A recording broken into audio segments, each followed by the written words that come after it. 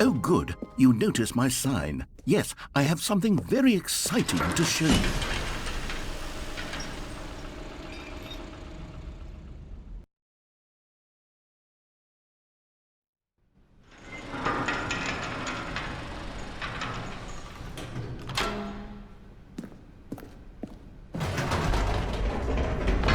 You see, Stanley, I've been reflecting on the Stanley parable and about how roundly disappointing this ultra deluxe version has turned out to be. The original Stanley parable was a landmark, and any new content for it should live up to that legacy. So forget this ultra deluxe nonsense. I say we take it one step even further.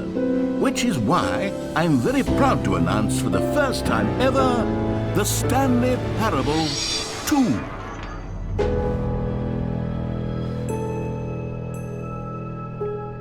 Yes, you see, isn't this far superior to a measly port with a few minor additions? Think of all the new territory we'll cover with a fully fledged sequel, an entirely new experience, built from the ground up. Why, there are so many possibilities. It could go in so many different directions.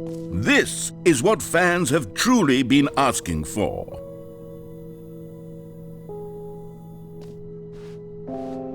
Calling it the Stanley Parable 2 is just so much catchier than Ultra Deluxe, don't you think?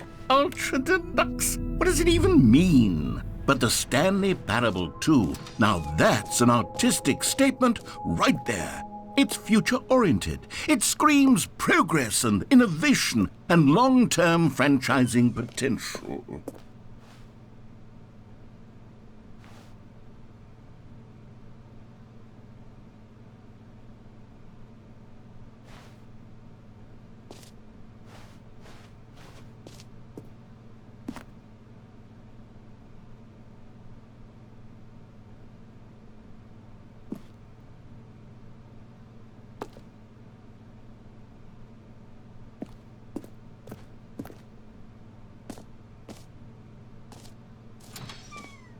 Now, to be clear, I haven't quite nailed down what exactly the Stanley Parable 2 is going to be, but let's take a look at some of the features I've been developing for it. I figure that if I can loosely organize a handful of interesting concepts, that surely the game will sort of naturally spring up around them. It'll all work itself out. Game development is much more of a fuzzy magic than anything scientific or logical, really.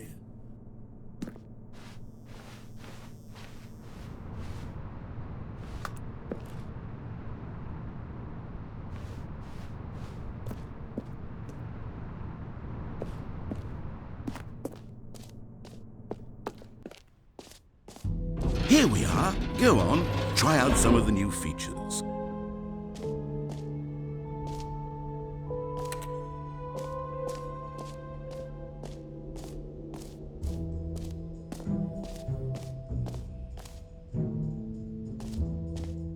Okay, I'll be honest, I haven't yet decided on this one.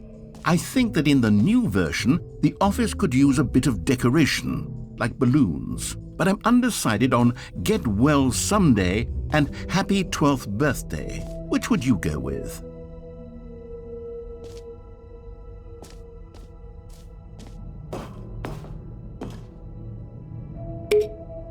You know, sometimes when you solicit another person's opinion, it makes you realize that you knew which one you actually really wanted all along. Happy 12th birthday, step-niece, it is.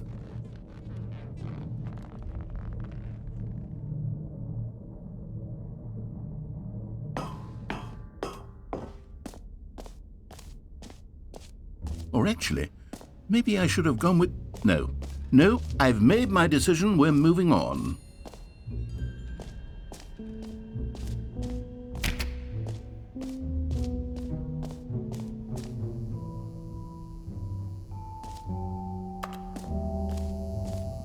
Now here's something special. You remember that broken test trophy that got left in the game on accident? Well, I'm developing a technology to simply give you the trophy. Yes, you see, you'll come to this lever, and when you pull it, the trophy will be given to you. It's as simple as that. Okay, perhaps I should have clarified. This is technology that will exist. Right now, the trophy is still fully broken. I'm not a wizard, Stanley. But I guarantee it will be fixed in the sequel to at last satisfy the hordes of ravenous fans all over the world who have been uproariously demanding this feature. Gamers, we hear you, and I promise it will happen.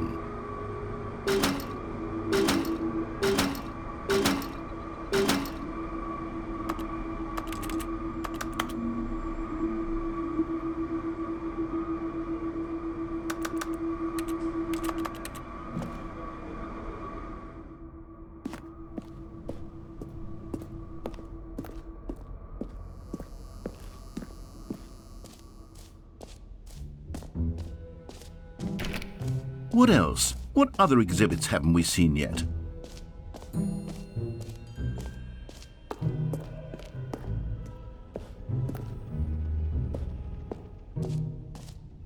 Ah, collectibles. Now it's a real video game. In the Stanley Parable 2, you'll run around gathering up these miniature Stanley figurines. And what's truly innovative is that there will be no reward for collecting all of them. I don't want to stifle the intrinsic joy of watching a number go up. You simply collect all of them, and then you move the hell on with your unremarkable life.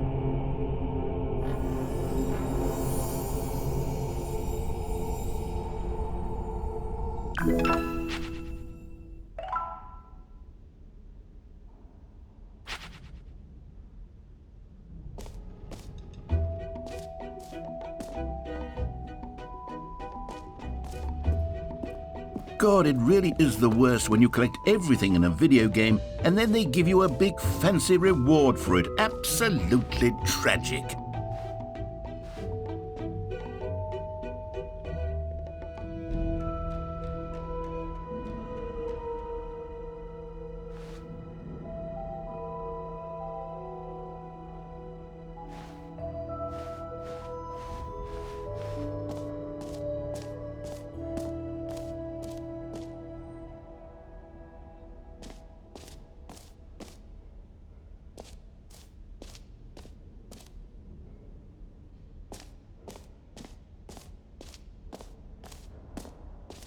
You know what? Let's bring the jump circle back for Stanley Parable 2 as well. It's a... Oh, wait. You already spent all your jumps the first time we saw the jump circle? Oh well. I suppose it can just be a nice decorative piece then.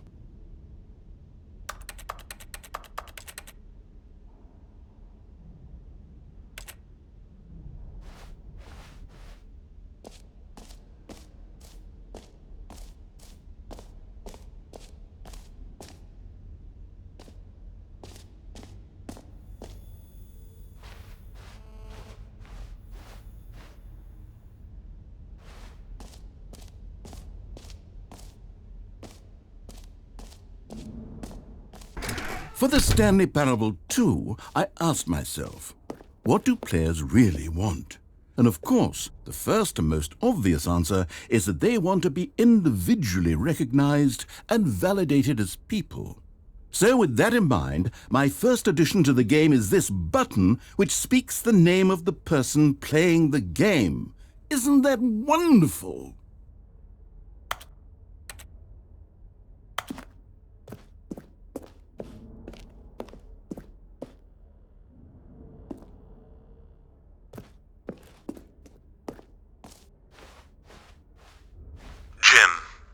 Sorry, I should have clarified. Right now, the button only says the name Jim. But of course, in the final game, this button will say your name, whatever name that is. Here, let's have you role-play as Jim to really simulate the full experience of this feature. Just play along. I promise you'll love it. Okay, here we go. Let's take a deep breath, clear your mind, forget whoever you are, and simply become a person named Jim. I want you to imagine yourself living as Jim, sleeping and waking as Jim, falling in love and being heartbroken as Jim, seizing all of the world's possibilities as Jim, and as Jim watching your dreams crumble into dust. Do you feel it deeply? Are you really, truly Jim right now? If so, then please step forward and press the button. Jim. Yes! You see? What a thrill! What a rush! That was you! The button described you. Do it again. Do it again. Jim. Ooh. It hits even harder the second time. If this were the only new feature in the Stanley Parable 2, it would still be worth the money. Let's take a break from the gym button. I'm too emotionally drained from all of this personal validation. Jim. Whoa there, cowboy. Sometimes a person can be too much, Jim. I'm putting the gym button away. Otherwise, soon you'll start to lose all sense of who you actually are. Jim.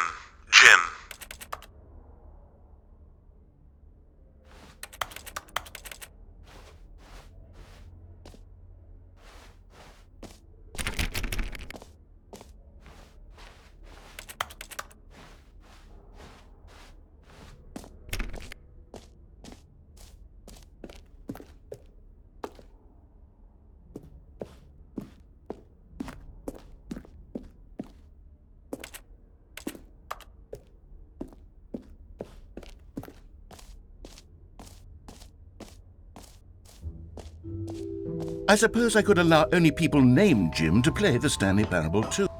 An epilogue would be fun, wouldn't it, Stanley? Yes, it would go at the end of the, well, we'll figure that out later.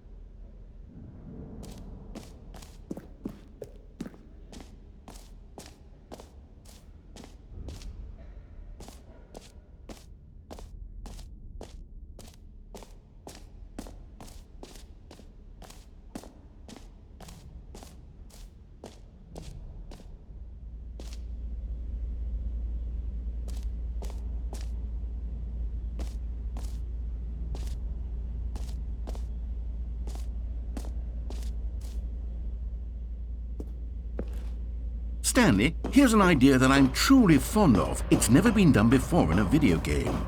This is, in fact, a hole that you can fall down forever. That's right. Infinite falling. You can fall until the end of time, if you like. A stunning leap forward for video games as a medium.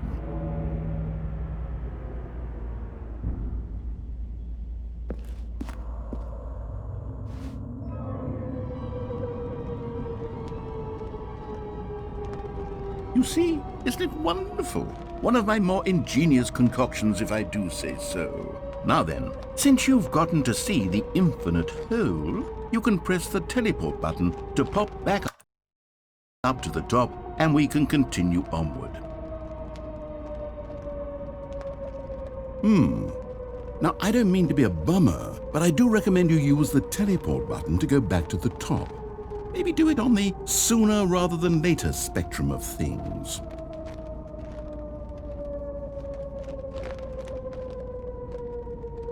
Okay, Stanley, I don't know quite how to say this tactfully, but it's possible that I slightly exaggerated the infinite nature of the hole. Is it a very, very deep hole? To be certain it is. It's an extremely deep hole. I don't want anyone to say that it isn't an astonishingly deep hole. It is. Is it infinite? Well, that sort of depends on your definition of infinity. From one perspective, the infinite is merely philosophical in nature. It's more of a...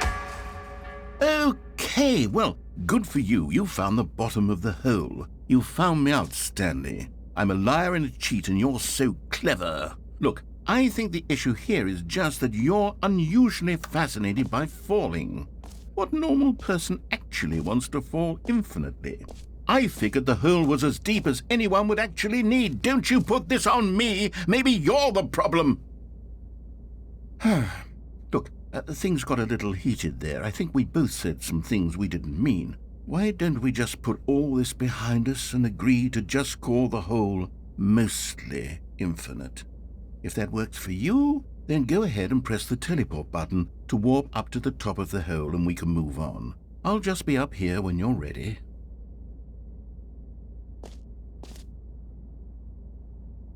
Great. Now, I'm very excited to show you even more of my idea. Oh, for heaven... You see, I was right. The problem is you. The problem is that you like holes too much. Not normal. A normal person would have said, yep, that's an infinite hole right there, goes on forever till the end of time. Don't need to see it all, but not you. Oh, no, no, no, no. You have a weird sort of... Oh. Did the hole seem even shorter to you this time? I couldn't help but feel like you spent a little less time in there than you did before. I mean, admittedly, I didn't make an infinite hole, but I didn't think it was that not infinite. Well, I suppose once again there's nothing to do here. If you decide you've had enough of the hole, you can hit the teleport button and come join me up above. Had enough? I'm positively thrilled. Gosh, how could I have guessed? You're back in the hole. If this starts to become a thing where... Wow. Okay. Yes. I'm starting to become extremely certain that the hole is not only not infinite, but that it's growing steadily less and less infinite. I suspect that I'm starting to hit the point where it's no longer feasible to call the hole infinitely deep, even by the lax overall standards for accountability and marketing. What's going on here? Stanley, I have no explanation for the uncertain nature of the hole's length. Here, let's try something. Let's pop back up to the top, and we'll see if it gets any shorter. Well, there it is. The shame of my lie has come to haunt me. Not only is the hole not infinite, but it's barely even a hole at this point. It's more of a concavity, or even a very aggressive divot. How is this still appealing to you? I know you're obsessed with holes, but at this depth, I just can't see this scratching the itch. Oh, who am I to judge? You just do whatever it is you're here to do and hit the teleport button when you're ready to move on. Is the, teleport button not working? You sure? Well, I mean, I really don't have an explanation. It was working just a moment ago. Try it again. Still nothing? Well, I suppose there is one thing I can do to fix this. I'm out. Goodbye, Stanley. You couldn't bear to be away from the hole, and now you'll get more time with it than you could ever have asked for. It's a win for everyone. You get to be with the hole, I get to do literally anything else. Take care, Stanley. I hope you and the hole have a wonderful rest of eternity together.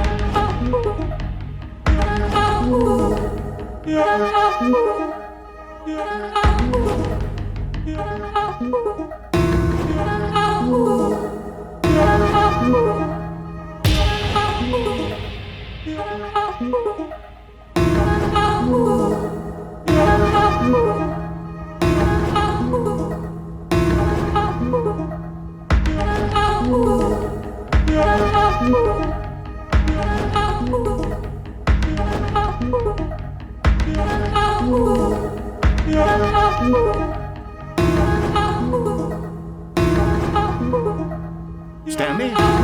Stanley? Stanley! Oh, good, you're awake. It seems you had sort of dozed off there, drifting away into dreamland. But we can't have that, Stanley, because this hole is just so darn fascinating that I want you to be wide awake for every second of it. You don't want to miss a single moment. So how about if I just pop in from time to time and wake you up to keep you really, truly focused on the hole? From the looks of things, you and I will have many, many years here in this hole, and I'm looking forward to all of them. Stay alert, Stanley. I'll be back. Toodle-pip.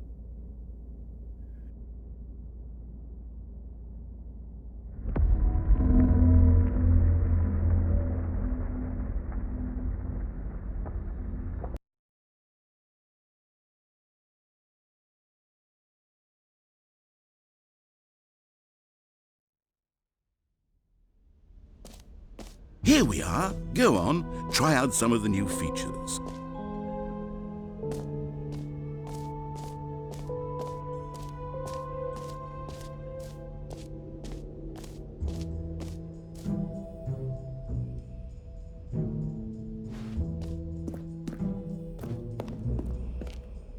A common complaint of the Stanley Parable was that it was confusing and paradoxical, that it engendered a chaotic sense of reckless despair in those who played it. Well, I'm happy to say that after much consideration, I've engineered a clever solution to this fundamental problem with the game.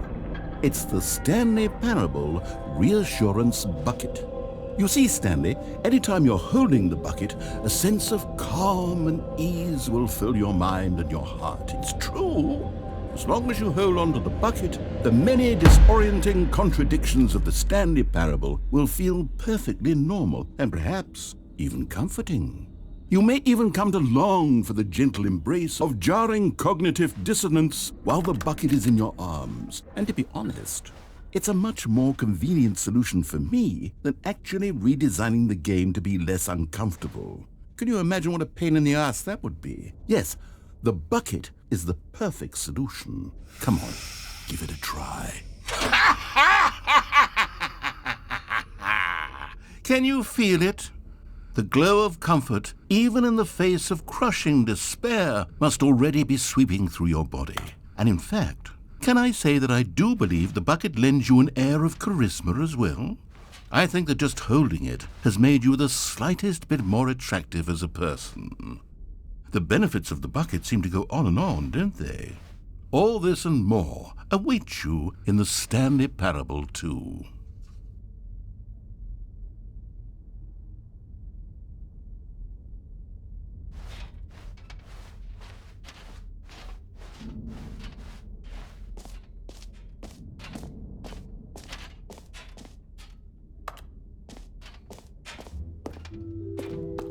Does anyone give out awards for most enjoyable bucket in a video game?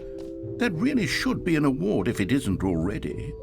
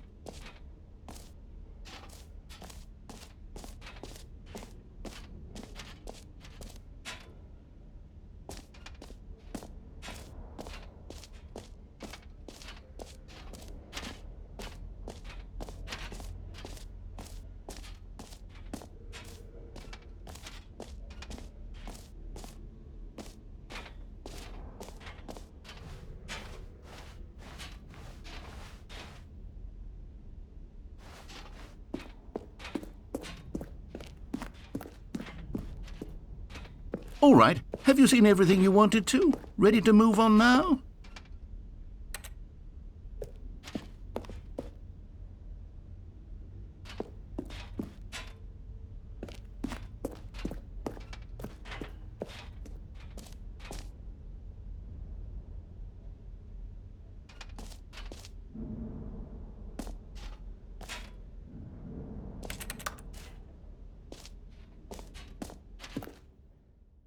So, Stanley, what do you think?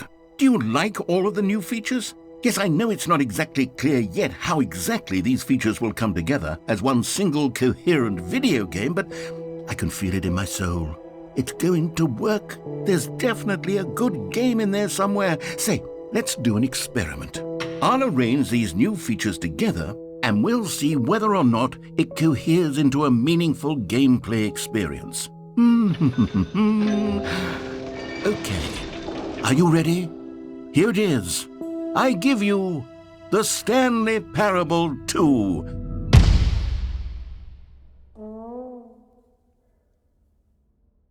I mean, there's potential here, right? It's sort of... Okay, never mind. Hold on, let me do a different arrangement. Okay, yes, this is much better. I feel good about this. Here we go. Version 2. Who am I kidding, Stanley? This isn't a coherent video game at all. It's a lot of gags. And I do very much enjoy creating gags, but they don't add up to anything.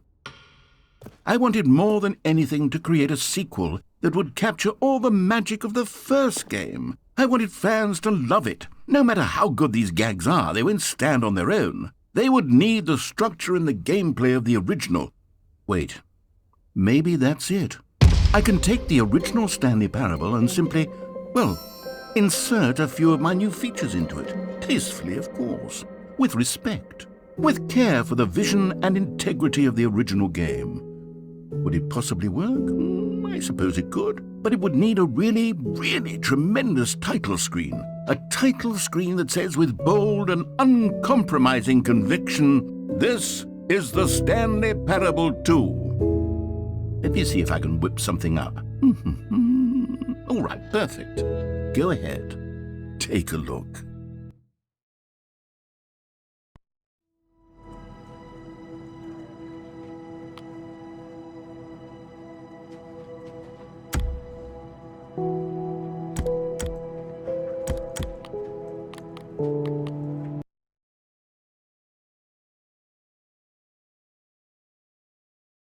This is the story of a man named Stanley. Stanley worked for a company in a big building where he was employee number 427. Employee number 427's job was simple.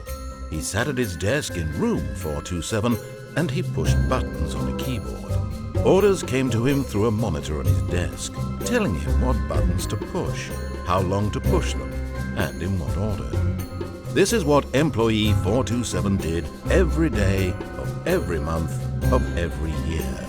And although others might have considered it soul-rending, Stanley relished every moment that the orders came in, as though he had been made exactly for this job. And Stanley was happy. And then one day, something very peculiar happened. Something that would forever change Stanley. Something he would never quite forget. He had been at his desk for nearly an hour when he realized that not one single order had arrived on the monitor for him to follow. No one had showed up to give him instructions, call a meeting, or even say hi. Never in all his years at the company had this happened, this complete isolation. Something was very clearly wrong. Shocked, frozen solid, Stanley found himself unable to move for the longest time. But as he came to his wits and regained his senses, he got up from his desk and stepped out of his office. All of his co-workers were gone. What could it mean? Stanley decided to go to the meeting room. Perhaps he had simply missed a memo.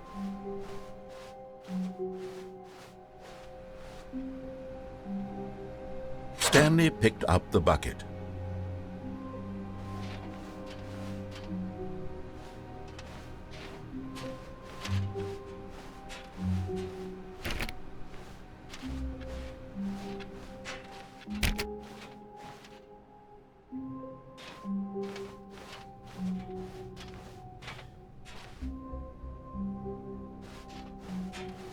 Stanley clutched the bucket tightly to his chest and entered the door on his left.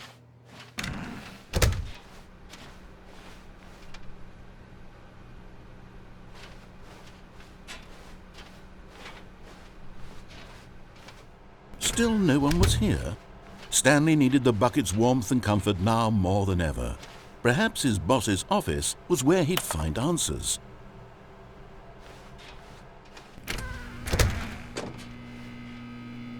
Oh, Stanley, can you feel it? The broom closet. It wants the bucket. You can feel that, can't you? The aura of jealousy? It's as clear as day. This broom closet believes it deserves the bucket. I can really feel it now.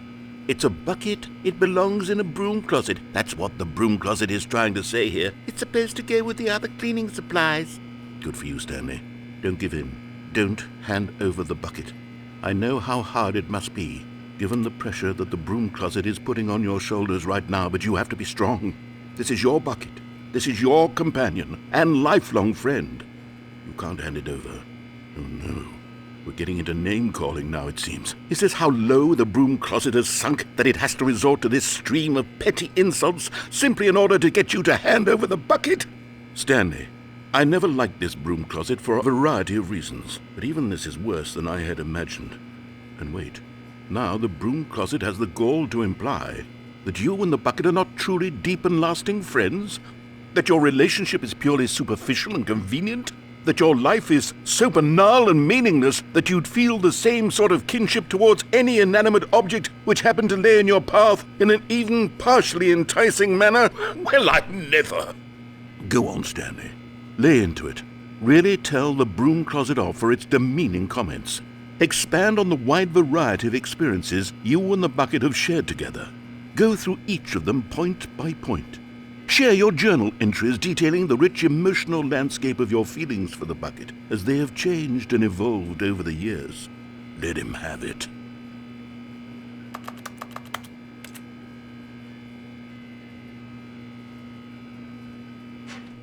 Okay, I've got you something which I think will help settle this debate once and for all. Coming to a staircase, Stanley and the bucket walked upstairs to the boss's office.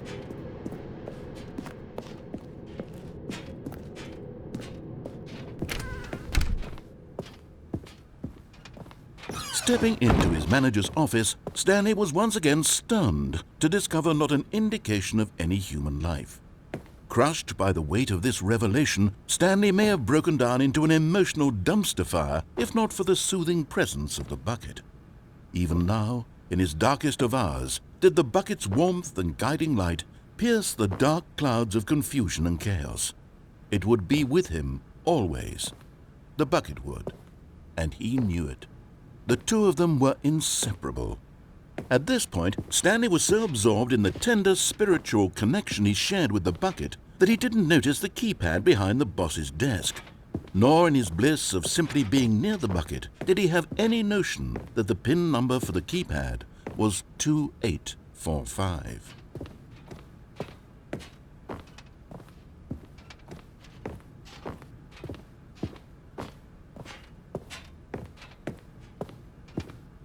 Stanley just sat around twiddling his thumbs. Trying to input anything on the device was useless, since he could never possibly know that the combination was 2845.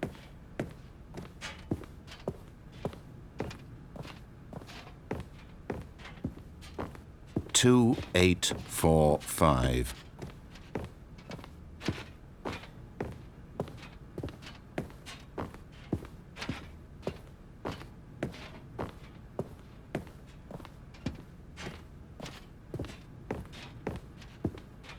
Forgot, but it turns out that the panel's emergency override kicked in, and the door just opened all by itself, and Stanley got the hell along with the story.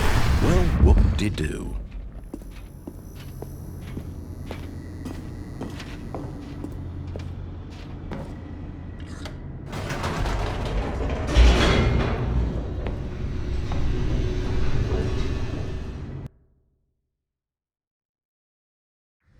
The elevator raced downward, plummeting towards an unknown fate. It would be all Stanley could do to keep himself together, if not for the bucket. Soothing him, comforting him, reassuring that in this darkest moment of uncertainty, he would be all right. The bucket is here for you, Stanley. Everything will be fine. Stanley and the bucket walked straight ahead through the large door that read, Mind Control Facility.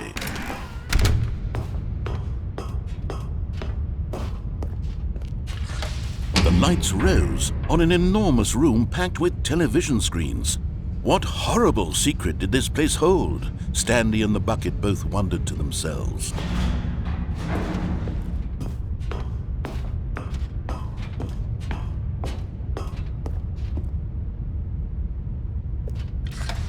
The monitors jumped to life, and Stanley nearly dropped the bucket in shock. Everyone in the office was being videotaped, monitored like guinea pigs. The bucket had never seen anything like this, and it very nearly burst into tears as Stanley cradled it gently, reassuring it that everything would be fine.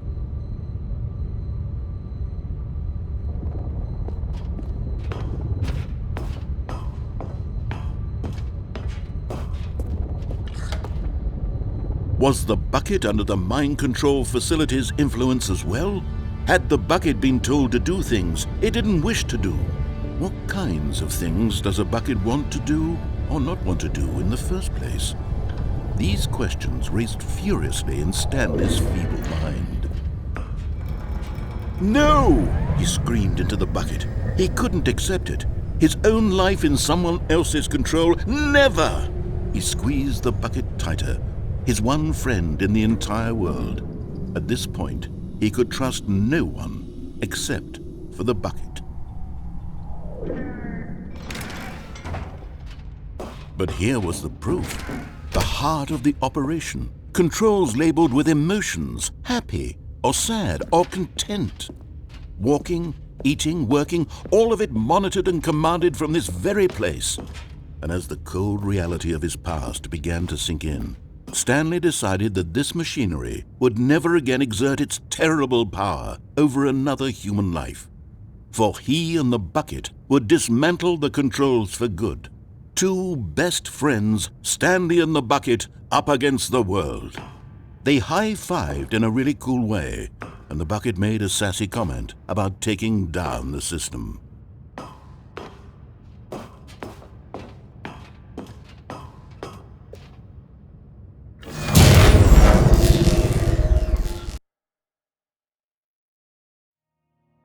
Stanley and the bucket waited in blackness.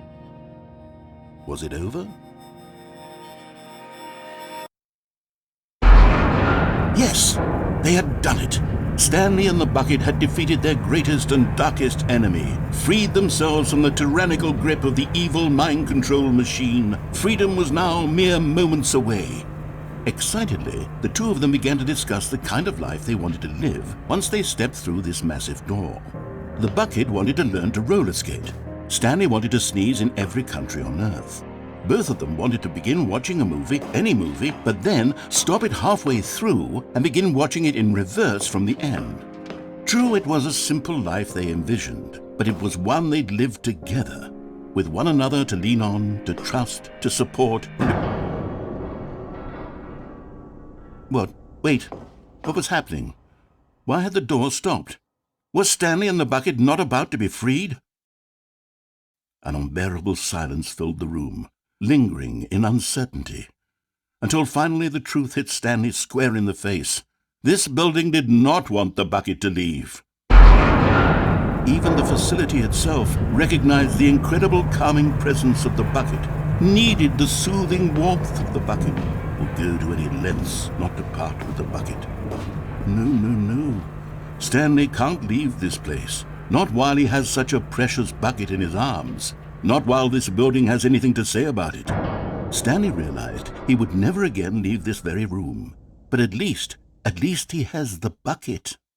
To be trapped eternally in darkness isn't really so bad, Stanley thought to himself. As long as I have my bucket with me, right? I'll be okay, won't I? Stanley gulped. Very soon now, he was about to find out.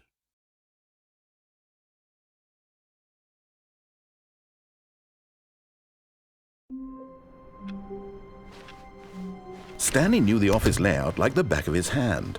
It was only a matter of time before he found the others, wherever they were. Just a matter of time.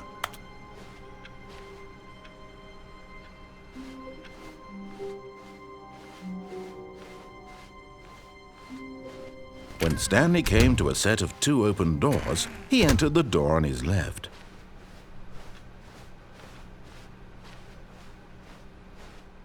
Yet there was not a single person here either. Feeling a wave of disbelief, Stanley decided to go up to his boss's office. Coming to a staircase, Stanley walked upstairs to his boss's office.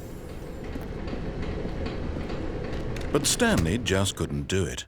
He considered the possibility of facing his boss. Admitting he had left his post during work hours, he might be fired for that. And in such a competitive economy, why had he taken that risk?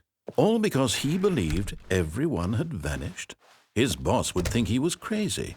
And then something occurred to Stanley. Maybe, he thought to himself, maybe I am crazy.